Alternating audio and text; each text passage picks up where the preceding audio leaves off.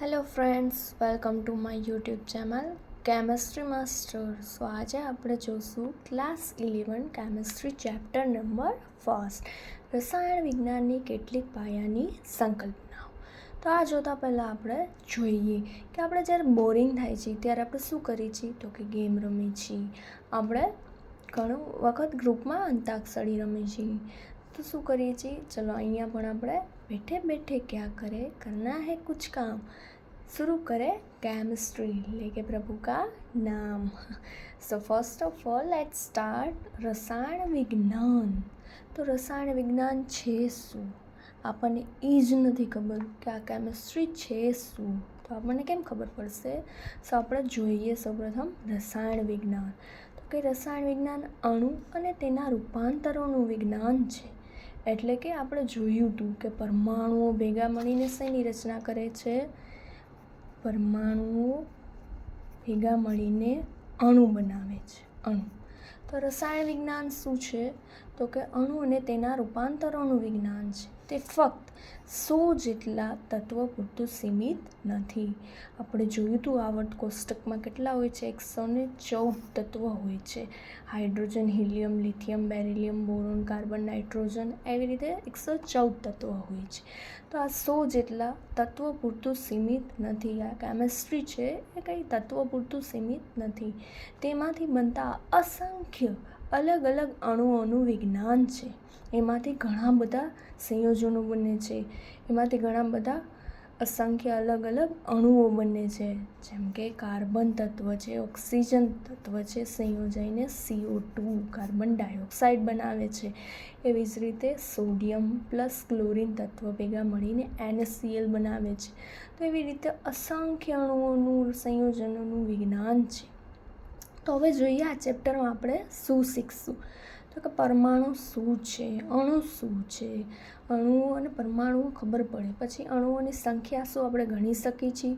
સંખ્યા ગણી શકીએ તો શું તેના દળ માપી શકીએ છીએ. અણુઓની માહિતી પરથીના ગુણધર્મ સમજી શકાય છે. કોઈ બે તત્વ ભેગા મળીને સંયોજન બનાવે છે તો કેવી રીતે બનાવે છે તે આપણે આ ચેપ્ટરમાં જોઈશું.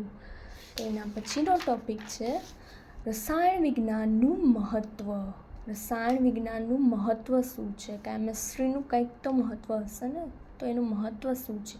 શા માટે આપણે કેમિસ્ટ્રી સબ્જેક્ટ ભણી છીએ, આપણને ક્યાં ક્યાં કામ આવે છે, તો એ આપણે જોઈશું. તો રસાયણ વિજ્ઞાન આપણા રોજિંદા જીવનમાં ઉપયોગી છે. કઈ રીતે? તો કે આપણે ઉઠીએ છીએ ત્યારથી લઈને ડેઈલી લાઈફમાં કેમિસ્ટ્રી ઘણી જગ્યાએ ઉપયોગી હોય છે. જેમ કે ઉઠીને ચા, જો કે બધાને જોતી જ હોય છે, તો દૂધ લેવા જઈએ છીએ, દૂધની થેલીઓ જે પ્લાસ્ટિકની પોલિથીનની બનેલી હોય છે એમાં પણ કેમિસ્ટ્રી જ રહેલું છે. જે આપણે ટૂથપેસ્ટ ઉપયોગ કરીએ છીએ એમાં પણ શું છે? કેમિસ્ટ્રી રહેલું છે. તો આપણી ડેઈલી લાઈફમાં ઘણી બધી જગ્યાએ કેમિસ્ટ્રી રહેલું જ છે. પછી છે હવામાનના ફેરફારો, ઋતુઓ ચેન્જ થાય છે, ઘણી વખત હવામાનમાં ફેરફારો થાય છે, તો એમાં પણ રસાયણ વિજ્ઞાન સંકળાયેલું છે. ઔષધ અને કેમિકલ બનાવવાના ઉદ્યોગો આપણે જોઈએ જ છીએ, ઘણી ફાર્મા કંપની હોય છે, કેમિકલ કંપની હોય છે, ઇન્ડસ્ટ્રી હોય છે, રાઈટ. તો શું છે એમાં બધામાં રસાયણ વિજ્ઞાન સંકળાયેલું છે. સાબુ, ડિટર્જન્ટ વગેરેની બનાવટમાં પણ રસાયણ વિજ્ઞાન રહેલું હોય જ છે. પોલિમર ઉદ્યોગમાં હમણાં જ વાત કરી કે પ્લાસ્ટિકની બેગ, પોલિથીન જે વન ટાઈપ ઓફ પોલિમર છે, એમાં પણ રસાયણ વિજ્ઞાન સંકળાયેલું છે. માનવ મગજના કાર્યોમાં, તો માનવ મગજના કાર્યમાં કઈ રીતે રસાયણ વિજ્ઞાન? તો કે કોઈ પણ સંદેશો જે મગજને પહોંચાડવાનો છે ન્યુરોન્સ દ્વારા, ન્યુરોમેટ્રો એમાં પહોંચાડવામાં આવે છે સંદેશો. તો શું થાય છે, ઘણા બધા કેમિકલ્સ હોય છે કે જેના ઉપયોગ થાય છે, જેના દ્વારા સંદેશો પહોંચે છે, રાઈટ. તો માનવ મગજના કાર્યમાં, ખોરાક અને સ્વાસ્થ્ય સંભાળમાં, તો એમાં કઈ રીતે? તો કે સિસ્પ્લેટિન અને ટેક્સોલ જેવી કેન્સરની દવાઓ, ફાર્મા કંપની કે જેઓ દવાઓ બનાવે છે, તો એમાં શું છે, સિસ્પ્લેટિન, ટેક્સોલ જેવી કેન્સરની દવાઓ બનાવવામાં પણ ઉપયોગી છે. AZT એઝિડોથાઇમિડિન HIV એની સારવારમાં, એઇડ્સની, human immunodeficiency virus HIV સારવારમાં પણ ઉપયોગી છે. તો આ હતું રસાયણ વિજ્ઞાનનું મહત્ત્વ, જે આપણે શોર્ટમાં જોયું છે. બાકી તો ઘણી બધી જગ્યાએ રસાયણ વિજ્ઞાન ઉપયોગી છે, રાઈટ. તો હવેનો ટોપિક છે દ્રવ્ય. દ્રવ્ય છે શું?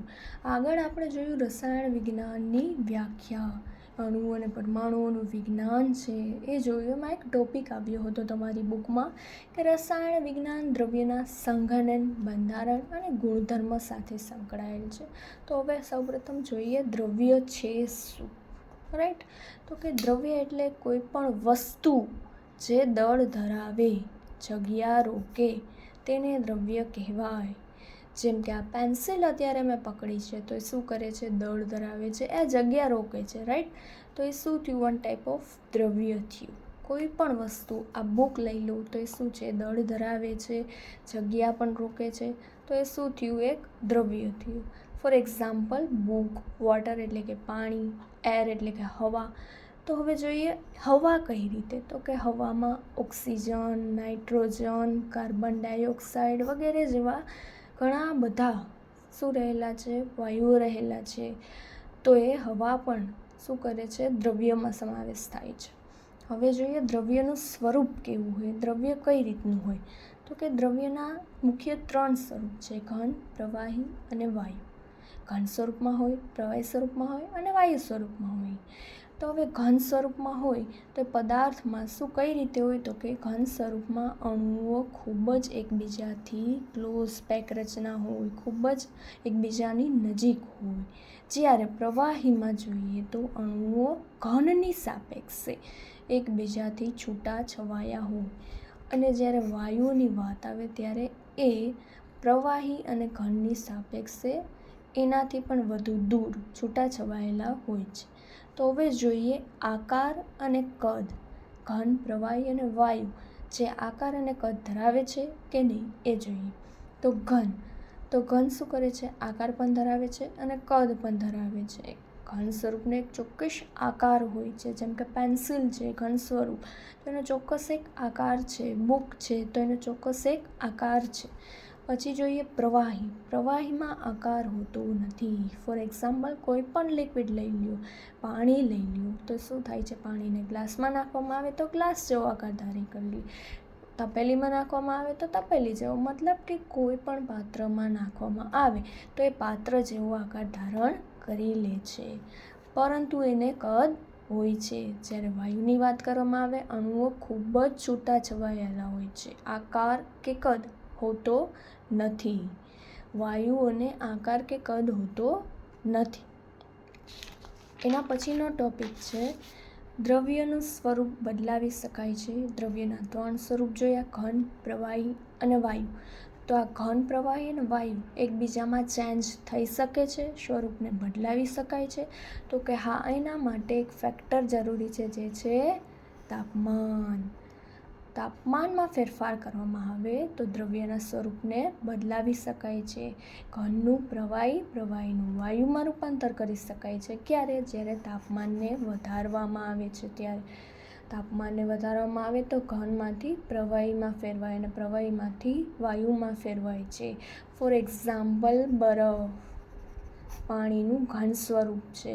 બરફને ફ્રીઝમાંથી બહાર કાઢવામાં આવે એટલે તાપમાન ફ્રીઝ કરતાં થોડું વધુ હોય છે, એટલે એનું શેમાં? પાણીમાં રૂપાંતર થાય છે. આ જ પાણીને આપણે તાપમાન વધારી તો વરાળમાં રૂપાંતર થાય છે, રાઈટ. એ જ રીતે એનું ઉલટું કરવામાં આવે, જો તાપમાન ઘટાડવામાં આવે તો વાયુનું પ્રવાહી અને પ્રવાહીનું ઘનમાં થાય છે. પાણીને પાછું ફ્રીઝમાં મૂકવામાં આવે તો તાપમાન ઘટી જાય છે અને ધીમે ધીમે બરફમાં ફેરવાય છે. તો દ્રવ્યનું સ્વરૂપ આપણે બદલી શકીએ છીએ, તાપમાન વધારી અથવા તો ઘટાડીને. હવે જોઈએ દ્રવ્યના પ્રકારો. દ્રવ્યના કેટલા પ્રકારો છે તે જોઈએ. તો કે દ્રવ્યના મુખ્ય 2 પ્રકાર છે: મિશ્રણ અને શુદ્ધ પદાર્થો. મિશ્રણ એટલે કે કોઈ મિક્સ કરી લઈએ આપણે કોઈ પણ 2 વસ્તુઓને મિક્સ કરી, જ્યારે શુદ્ધ પદાર્થો છે, રાઈટ. તો મિશ્રણના પણ 2 પ્રકાર છે: સમાંગ, વિસમાંગ. સમાંગ નામ આવતા જ આપણને ખબર પડે કે જે સરખું, સમાંગ જે સરખી રીતે મિશ્ર થયેલું હોય, જેમ કે પાણી પ્લસ ખાંડ પાણી અને ખાંડને લઈએ તો ખાંડ છે એ પાણીમાં સરખી રીતે મિશ્ર થઈ જાય છે, જેમ કે પાણી પ્લસ મીઠું. તો શું થાય છે? સરખી રીતે મિશ્ર એમાં થઈ જાય છે. આપણને મિશ્ર થયા બાદ એકબીજાને અલગ દેખાતા નથી, જોઈ શકાતા નથી. હવે એની જગ્યાએ પાણી પ્લસ રેતી લઈએ તો, પાણી પ્લસ તેલ લઈએ તો કે બંને એકબીજામાં મિશ્ર થતા નથી. આપણે તેને જોઈ શકીએ છીએ અલગ. પાણી અને તેલને મિશ્ર કરો તો તેલ ઉપર તરતું દેખાય છે. પાણી અને રેતીને મિશ્ર કરો તો રેતી પાણીમાં તળિયે નીચે બેઠેલી જોઈ શકીએ છીએ. તો એ શું થયું? વિષમાંગ મિશ્રણ થયું. હવે જોઈએ શુદ્ધ પદાર્થો. શુદ્ધ પદાર્થોના 2 પ્રકાર છે, તત્વ અને સંયોજન. તત્વો આપણે જોયા 114 તત્વો આઉટ કોષ્ટકમાં છે, hydrogen, helium, lithium, beryllium, boron, carbon વગેરે, રાઈટ. હવે સંયોજનો. સંયોજનો એટલે કે તત્વો એકબીજા સાથે સંયોજાઈને સંયોજન બનાવે છે. ફોર એક્ઝામ્પલ H2O, જેમાં 2H2 પ્લસ O2, 2H2O પાણી બનાવે છે. હાઇડ્રોજન અને ઓક્સિજન ભેગા મળીને સંયોજન પાણી બનાવે છે. કાર્બન તત્વ પ્લસ ઓક્સિજન તત્વ સંયોજાઈને CO2 બનાવે છે, કાર્બન ડાયોક્સાઇડ બનાવે છે. તો શું થયું? સંયોજન થયું. ઓકે ફ્રેન્ડ્સ, તો આજે આપણે ટોપિક જોયા રસાયણ વિજ્ઞાન શું છે. રસાયણ વિજ્ઞાન અણુ અને તેમના રૂપાંતરોનું વિજ્ઞાન છે. પછી શું શીખશું આપણે આ ચેપ્ટરમાં એ જોયું. પછી આપણે જોયું એનું મહત્ત્વ, કે શું મહત્ત્વ છે, ક્યાં ઉપયોગી છે. પછી આપણે જોયા દ્રવ્ય, તો કે દ્રવ્ય શું છે, તો કે દળ ધરાવે, જગ્યા રોકે, એના એક્ઝામ્પલ જોયા. એનું સ્વરૂપ જોયું, એના સ્વરૂપમાં એકબીજામાં રૂપાંતર કરી શકાય છે. કયું ફેક્ટર જવાબદાર છે, તો કે તાપમાન જવાબદાર છે, તે જોયું. એન્ડ લાસ્ટમાં આપણે જોયા દ્રવ્યના પ્રકાર. મુખ્ય 2 પ્રકાર, મિશ્રણ અને શુદ્ધ પદાર્થો. તેને એના પણ પ્રકાર છે. તો આજનો આપણો આ વિડીયો સમાપ્ત થાય છે. નેક્સ્ટ વિડીયોમાં આપણે દ્રવ્યના ગુણધર્મ અને તેનું માપન જોઈશું. તો મારો આ વિડીયો તમને ખૂબ જ ગમ્યો હોય તો લાઈક કરો, શેર કરો અને સબસ્ક્રાઈબ કરો. Thank you. બાય.